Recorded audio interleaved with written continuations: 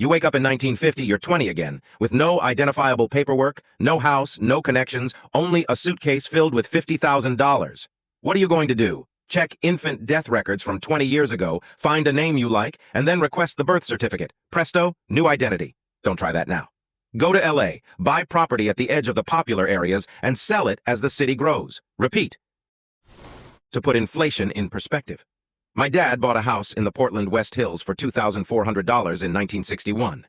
He made 4 payments of $600 from his wages as a machinist. I looked on Zillow a couple of years ago, and that house is now worth $2,100,000. $50K was a lot of money in 1950. I'd invest my money as much as possible, then go to rock and roll concerts. I'd love to see Buddy Holly, Richie Valens. Hopefully I can make it to the 60s to see the Beatles, Janis Joplin, Jimi Hendrix, and attend Woodstock, of course. It's easy to say that I'd invested and become a billionaire by 30, but I've thought about what kind of industry I'd go into if I had to live life in the past with today's current knowledge. I'd beg, borrow, and steal to get a job as a regional scout for an MLB team and easily work my way up as a scouting wunderkind until I became the single greatest talent evaluating general manager of all time, leading my team to a dynasty that spanned decades. I can't play baseball, but I sure would be able to pick tomorrow's next superstars if I got to do it Biff Tannen style. Nobody watched Back to the Future 2? Sports betting. Bet on anything and everything. The amount of money you could make off of sure things in the past is nearly unlimited. It wouldn't be hard to turn that $50K into billions at all. Back in the 1950s, the median Australian house cost around $7,150, or just over double the average income. In the 1960s, it still came in at twice the income. At a higher $12,700, I'm going to buy 5 houses, rent out 4 of them, and live like a fucking king as I invest in companies and live off the cash. Bury the sewer case of money somewhere nobody but me can find it. Get registered by claiming to the authorities that I was an unregistered birth, raised in a rural cult, which I escaped, and do not know enough information to be able to lead authorities to it. If I'm asked for my parents' names, reply with Papa and Mama. Get a basic job, but quickly use my amazing science and statistics knowledge to rise up fast in the world around me. Dig up the $50K and use it to buy a property in a major city like New York or Los Angeles.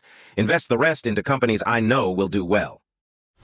I'm not sure about what the laws are or were back then, but I do believe it was reasonably easy to adopt a new identity. So I'd establish an identity, then I'd do some wise investments based on what I know now, buy some acreage, at least 50 or so, and have a house built. Then I'd just enjoy my relatively obscurity.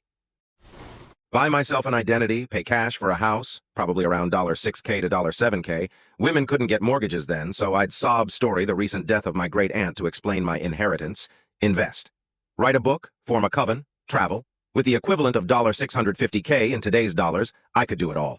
Most of all, I'd color outside the lines, all of the lines. I'd get out of the South. I'd look for a place that has women's rights and isn't so racist. A very tall order for 1950. Might just have to up and leave the U.S. I'm not sure what country would have been better, but I don't want to be a black woman in the South in 1950 with no paperwork. I would pretend that I was raised Amish and I was leaving the church, and I just sold my furniture making business.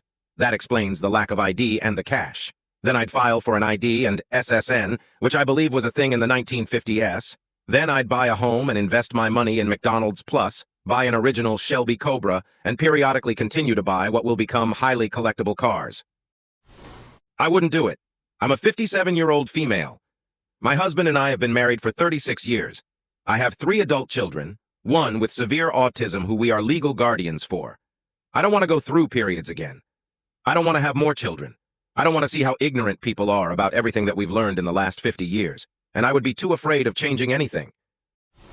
1950s in my country? So back then it was Czechoslovak Socialistic Republic and part of USSR, so I would be dead pretty much or sent to uranium mine. $50K, no identity, no paperwork, and me being able to speak English too in that era? Yep, American West spy, 1950s were harsh and persecution was crazy here, literally a death sentence. I would just confirm I'm a spy and hope they only shoot me or hang me. No way in hell. Secret police would believe I'm a time traveler, and I would have no way to explain the money and why I have no identification documents or identity at all.